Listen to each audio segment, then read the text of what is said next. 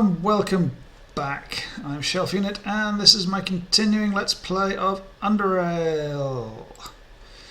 So, I left the guy in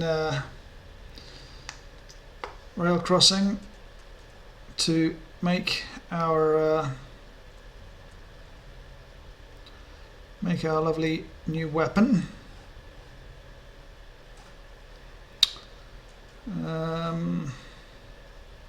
I'm really tempted by the hole. Yes, the hole.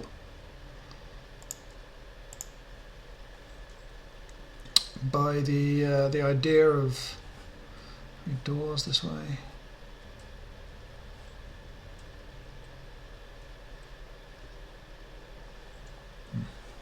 By the idea of what am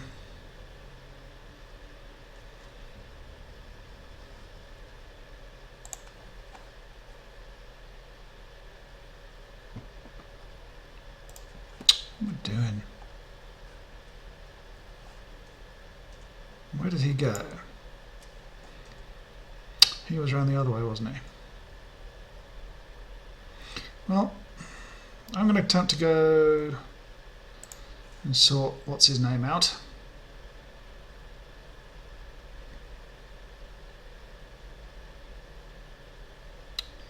Because I think that's a viable idea. I can come back and do the clear out that area later. The other area, that is. No doors that I missed previously. That was quick. Or felt it anyway. Oh, it was here, wasn't it?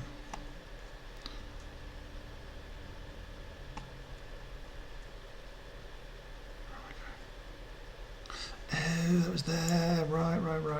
Right. Okay.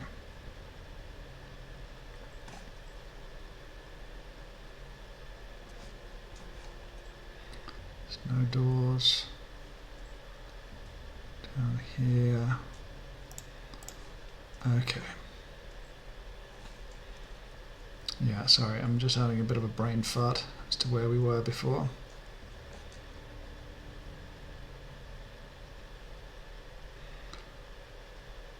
So that area is sealed off. Must be up here. Or was this the... No, that was something else. That was where we went initially.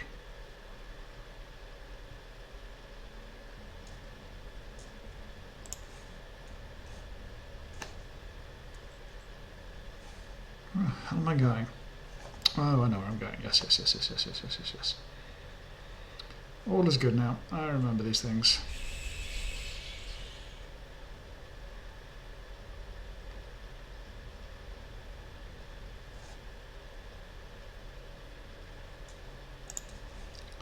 Okay.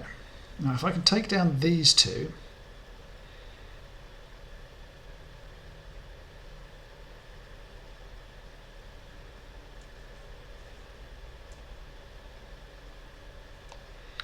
if I can take down these two,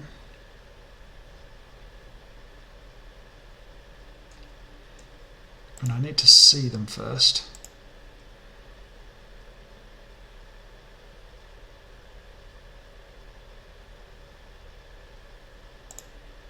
There's you.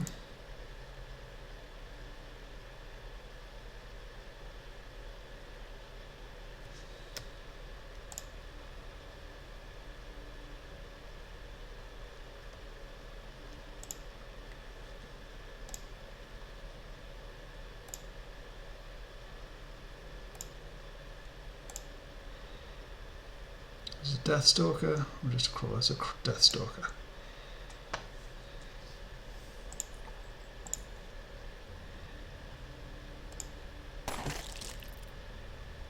Right. That's... almost too good to be true.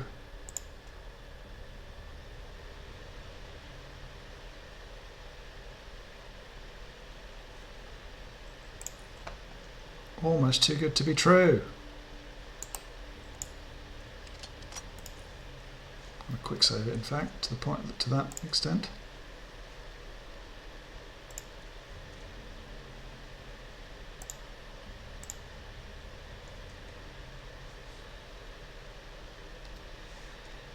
Now, can I take this one down as well?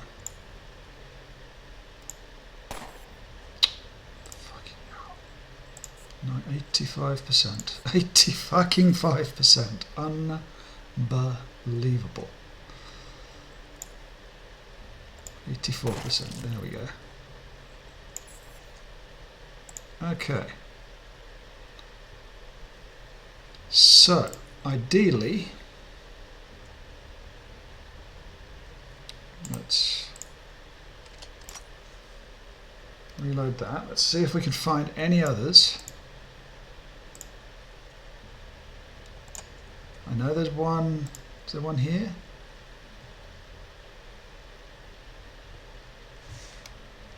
There's a basic crawler.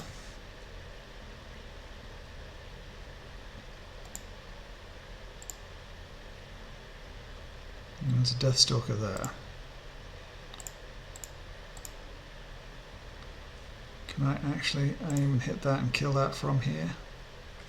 It's a quick save.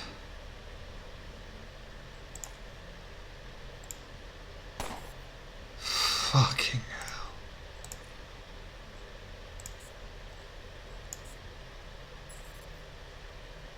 But what I do... is there another one down here somewhere?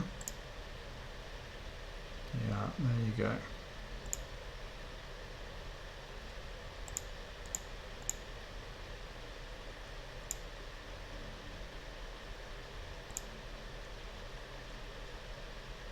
Can I see it from here?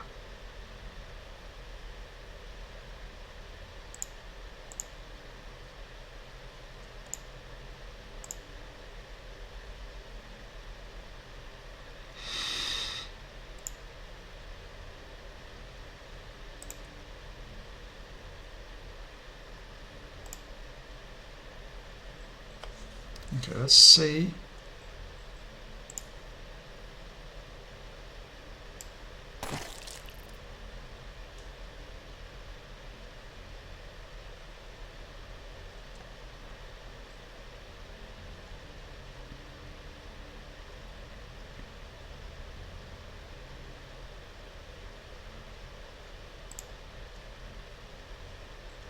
And that's sprint. And I'm actually going to morphine this as well, even though that hasn't done anything like what I hoped it would. Oh.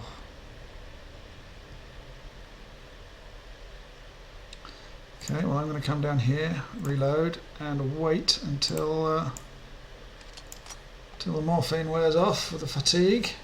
So that's 3 Deathstalkers. There's 1 Deathstalker left. And a crawler. I think I should be able to handle a single Deathstalker and a single crawler.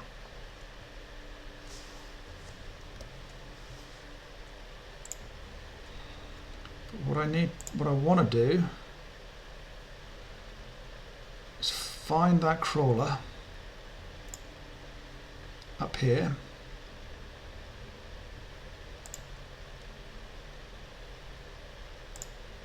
Really? There you are. Alright, so I've got the crawler there. A quick save here. I start combat. Shooting spree. Aimed shot. This guy.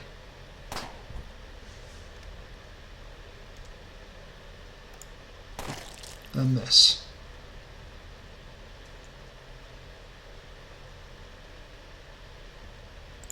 Then I come here, like that, and I wait.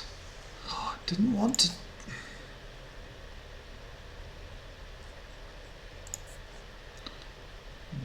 This thing is gonna be. I'm gonna put the shield on. There you are, you last bandit.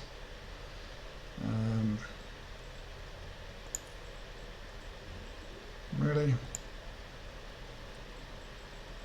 Well, I can aim shot you at least.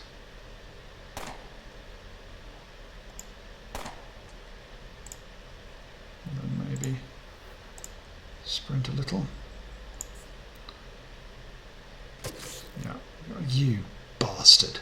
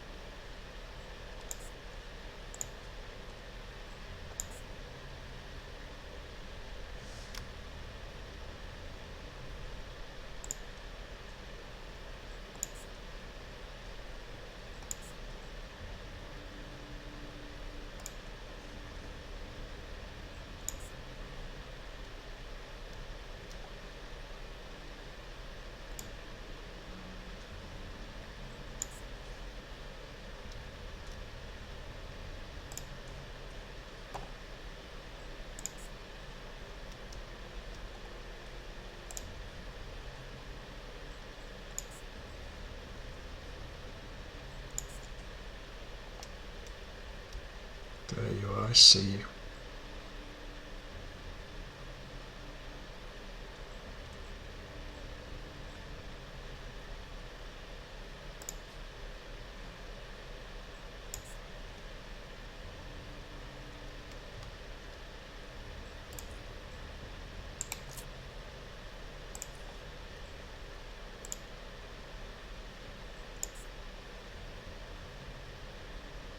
Come on, you bastard.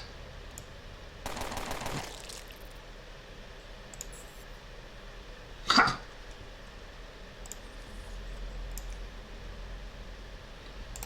Right, let's reload you, or recharge you.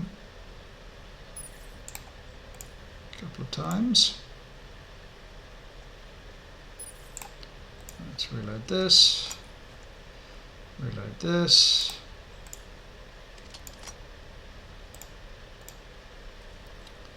Nothing of interest. Right, so let's head back. I think at worst we've got one thing left to kill us.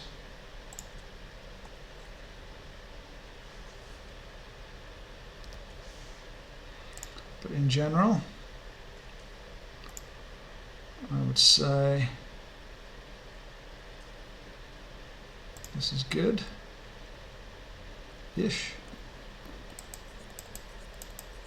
There's his head. There's his kind. And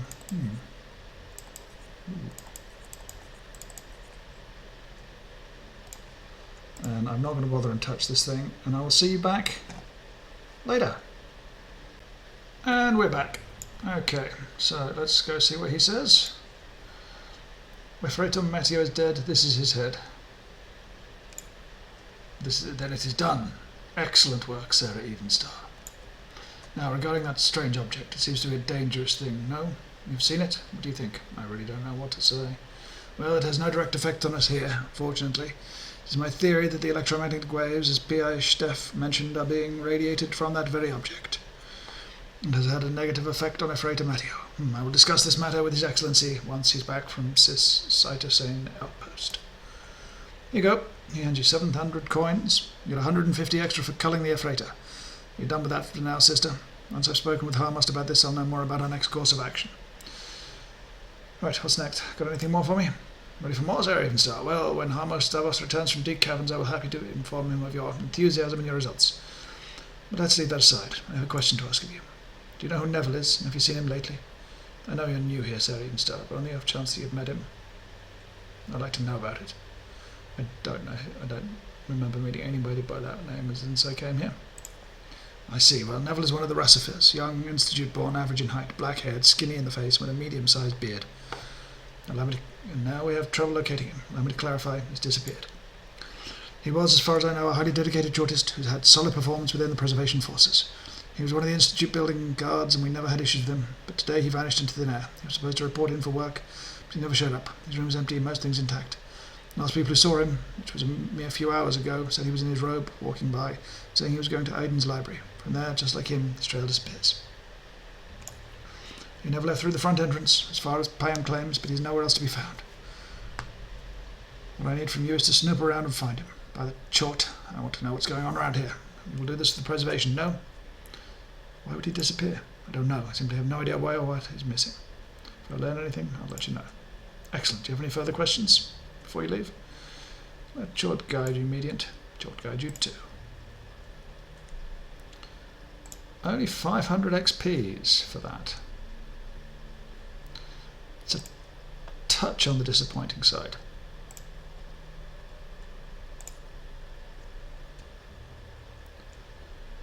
5 more explosives. He wants bullets. I mean, I don't have any 7.2 mil rounds, but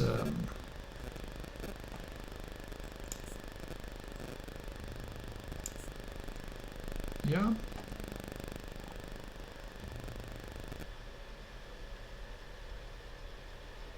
Wow, that is pretty big, but not as powerful as my amplified one.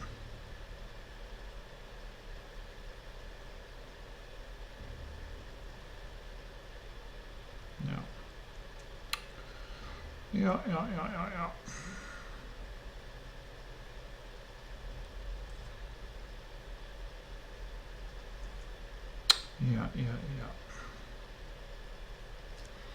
Just going to check and see if they've got new frames in that might be useful to me.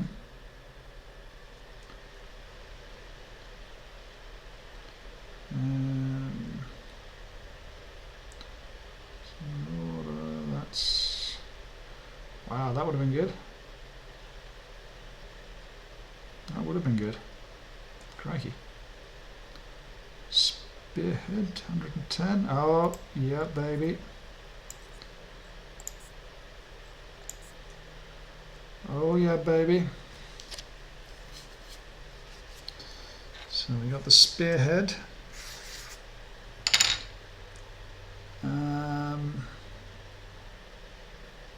Falcon frame, I need also 120 for that.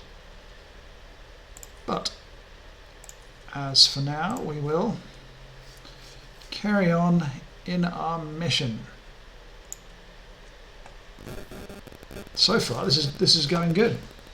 We've got literally almost everything we need. We're rolling now. This is what I've been after for a long time.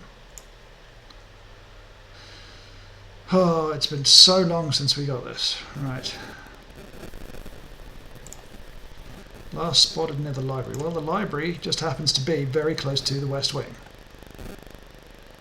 Well, let's be honest.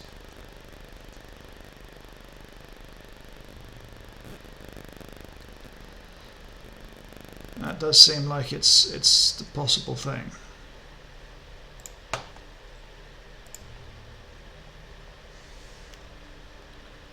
Jyortist, Curator Nena. I'm looking for a Russifer called Neville. Have you seen him recently? No, I'm afraid not. He hasn't been here since nearly a month, frankly. Yes, I believe it was a month. Sure of it. By the way, what do you mean by looking for him? What happened, sister? He disappeared. Oh, I'm sorry, I couldn't be more of help. I hope everything turns out well. Best of luck. Short guide you, Nena.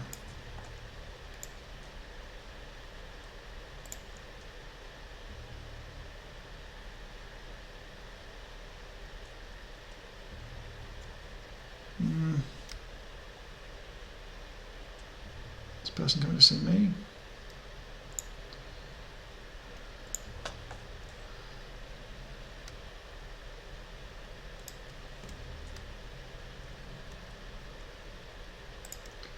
look at the library terminal then now, I think. Welcome to Irene's library, sister. Today's quote, "We can and we must." Irene. The original report by Aidan Travis. I was the only one still alive from the expedition, as I found myself before this gigantic metal gate which stood closed and seemingly impenetrable. I began to ponder the most recent events, sure that these moments were to be my last, for the whole expedition was doomed from the start. It has been many years since Hollow Earth was left to rust in the forbidding bowels of deep caverns. Biocorp had only begun to recuperate from the damage it suffered during the split when the technocrats called me into their office. They explained to me that they wished to unearth, pardon the expression, several abandoned but not forgotten projects from Hollow Earth, and salvage that which can be salvaged from the once impressive research complex. Biocorp desired this expedition in hopes of at least slowing down its decline, which started years ago and wasn't about to stop. Internal struggles only worsened the situation, of course. Due to the severity of the task, it could not be entrusted to just about anyone. A senior scientist of my qualifications and experience was to lead the expedition, since only someone like that could be allowed to lay eyes on some of the most sensitive information Biocorp ever possessed. I accepted. I was truly excited to be going into deep caverns, and despite being familiar with how hostile the environment was, I cared very little for that fact. On the contrary, I viewed it as a new opportunity, a new high point in my career, and entrusted our survival into the hands of Captain Sagan's men without overthinking it. A few of my scientist colleagues were also to follow me on this mission, and once all parties were ready, we made our descent into death, at least for most of us. The environment had changed slightly significantly between the Hollow Earth incident and the moment of our arrival, even more than we expected. Environmental hazards, natural predators in the form of horrid and surprisingly alien creatures, as well as other unexplained phenomena were quick to decimate us. Bullets can stop beasts, but for how long? Hazard suits can save us from toxic fumes and corrosive liquids, but for how long? Reaching the main complex soon proved to be an impossible mission impossible. The immediate way to the east was blocked by an impenetrable cave-in, so we had to circumvent it by going to the north. After taking the first few steps towards our goal, we already found ourselves under siege by death itself, and it sated its hunger quickly. Luckily, before it got to me. I was the only one still alive from my expedition. We fled north and found refuge by one of the large gates. Rust, mould, and mires were in the oxygen-devoid air, as well as some strange pulsating sensation which violently pressed on my skull. Poor captain, the only one still with me, was lying in a corner and was slowly fading away. The last bits of his life, leaving his mangled body, surrendering it to decay. Performed his duty to his very last breath. I was ready for the same fate. But then the large gates opened. Light illuminated the area, and strange pain from my head was instantly gone. While the lights weren't as bright as the ones in university, it was much better than the dwindling glow of my last flare. I stepped through the gate and faced something I wasn't prepared for. I faced it! It was giant, it was alien, it was formless. A strange creature was before me, and I had no clue of its origin or intentions, or really anything. All I could see is pure flesh with tentacles sprouting from it in all their glory. The sensation in my head returned, but this time it wasn't trying to kick down the door to me. Excuse me, mind? Instead it gently knocked, and I answered politely. Short was the only thing I could interpret during this peculiar exchange of thoughts. Everything else was simply be described as just some strange feeling in my head. During my 3-week stay, I was allowed by Chort to study it. Leftover equipment I was able to find in these old labs, I combined with some of my own utilities, and was able to set up an improvised laboratory, which was most excellent. Regarding nourishment, I still had my own personal supplies up to a point in time. Afterwards, I had to rely on natural sources. This is what I learned during my stay before I finally left Chort and returned back, certain that what I had found was an extraordinary discovery of unimaginable importance. Chort can be defined as a large multicellular organism of unknown age, but judging from its genetic makeup, it is primordial. While it shares a lot of common sequences with every living thing, being ranging from the first single-celled organisms up to modern mammals, it is not directly related to us in any way. We do not have a clear common ancestor. How is that possible? Well, that I'm about to explain. A creature can enter a unique state of regeneration cycles in which it loses any recognizable form and undergoes genetic self-repair. It puzzled me how and why it does so, but I had answers faster than I had thought I would. Chort has a remarkably similar cell and DNA structure to us. The number of chromosomes and genes is indeed different, but a lot of recognizable sequences can be found there. Part of its genome that was non-coding was larger than in humans, and by studying it, I have learned the answer to those 2 questions I asked myself previously. Whenever the creature begins suffering from any form of mutations, chromosomal deterioration, or even cancer, it can enter the aforementioned state of regeneration. It might do so in case when the environment changes drastically and new traits are necessary to survive. I was even able to pinpoint the gene responsible for this. Now, what happens when the creature begins regenerating is this. Its non-coding part of the genome, which can be, in Short's case, considered something of a genetic backup, begins coding for proteins which in turn change and rebuild the whole chromosome, even up to the telomeres. How it knows what sort of adaptation it needs to survive in the new environment is not yet clear, nor how it is able to recombine or even create these new sequences. But even this was a magnificent find, and raises another question. Can this be applied to humans or other living creatures as well? Due to the similarity of the DNA structure, the answer might as well be yes, and with that, many other questions sprang to my mind. Could we too use what we learned from Chort to adapt ourselves at will? Could we live indefinitely? Would we be able to control our own evolution and strive towards a goal unimaginable before? Could we finally return to the surface world? I wanted answers, and for that I was going to need time and support. As I had given Chort the final look before I left, hoping that it wasn't going to be really the last one, it became clear in my mind what I must do. I returned to the university. As a lone survivor turned out to be quite interesting, and best be described as an end to one thing and the beginning of another. End of the original report. Important dates. Year 1, Iden discovers Chort, formation of the Institute of Chort. Year 5, Biocorp Armed Forces renamed to Preservation, Education and Science merged into Investigation. Year 8, Great East Fire Wing Fire. Year 9, Principal Investigator Monsignor Giacomo. Institute of Chort's first Monsignor dies from a sudden cardiac arrest. Year 21, Principal Investigator Evdoc attempts a coup. Rassifor, Monsignor Torin dies, protecting Ayin. Year 24, the Great Earthquake demolishes the Institute Library as well as a large part of the West Wing and Main Hall. Damage is repaired within the same year. Year 39, Principal Investigator Monsignor Athenia becomes Episcopos. Investigation prosperity period starts.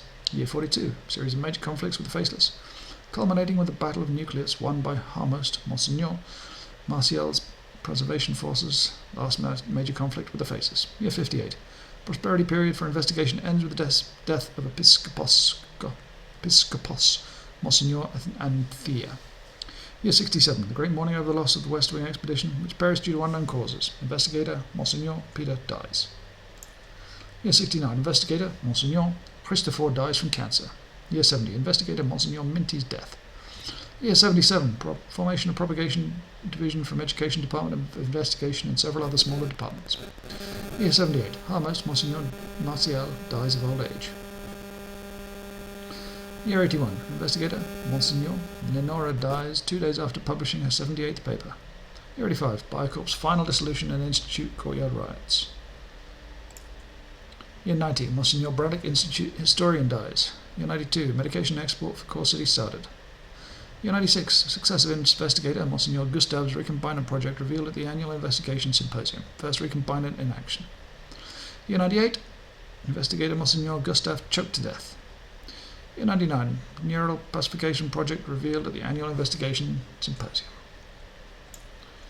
Investigative papers, supersteel biocompatibility refining technique.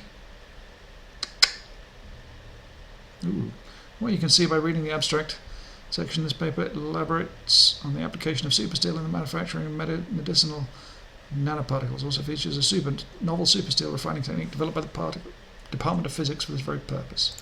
I'm going to exit, quick save, and then I'm going to hack. Come on. Oh, it's here. God, I thought that was me there. Download successful. From what you can see by reading the abstract section, this paper elaborates. Yeah. Back. Hypothetical surface ray stimulation through particle acceleration. This paper presents the results of various tests done inside the Institute's particle accelerator. These experiments are meant to stimulate high energy radiation which could potentially exist on the surface and its effects on equipment and living tissues. Application of thermosynthetic microorganisms. The paper describes a few known species of thermosynthetic microorganisms capable of using free energy to drive anabolic reactions.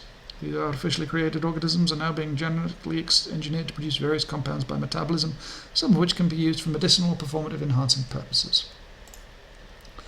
Preparation of regenerative medication. The Paper details and type of medication used to catalyse limited regeneration of cells and tissues known to restore normal function. Methods of preparation both from natural ingredients as well as synthetically also included. Download successful. Back. Digital literature. Exit.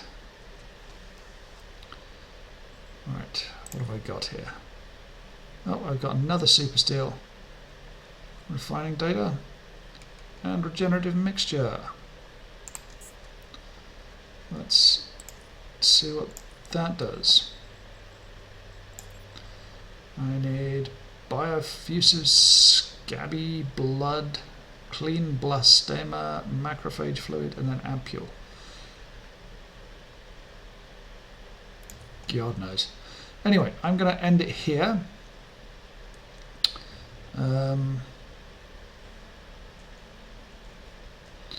Might need to go further down places.